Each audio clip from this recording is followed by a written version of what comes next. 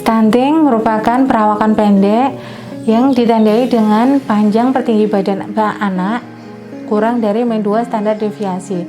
Hal ini disebabkan karena kekurangan gizi kronik, karena selama ini asupan nutrisi yang kurang dalam waktu yang cukup lama.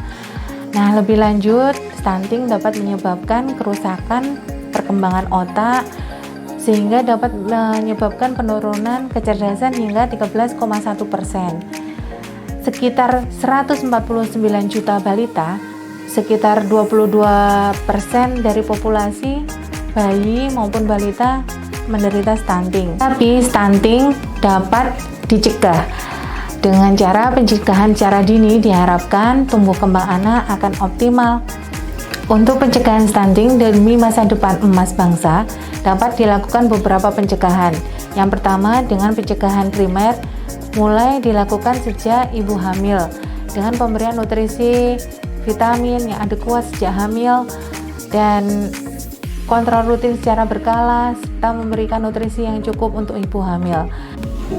Untuk pencegahan sekunder dapat dilakukan beberapa hal, antara lain pengukuran berat badan, tinggi badan, dan tingkat kepala anak secara berkala. Dapat dilakukan ke posyandu, puskesmas, ataupun ke poliklinik anak terdekat.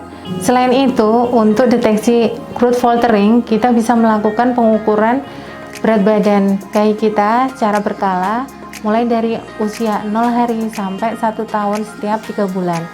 Selanjutnya, dapat dilakukan evaluasi setiap 1 tahun sampai anak berusia 6 tahun.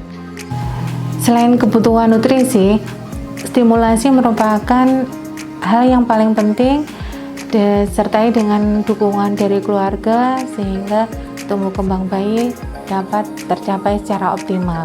Pada anak usia lanjut 1,5 tahun sampai 18 tahun, kita bisa melakukan pendampingan saat anak berdoa, istighfar, kemudian mulai belajar melukis atau mungkin bermain komputer. Diharapkan dengan dukungan secara optimal dari keluarga, tumbuh kembang anak dapat tercapai secara optimal.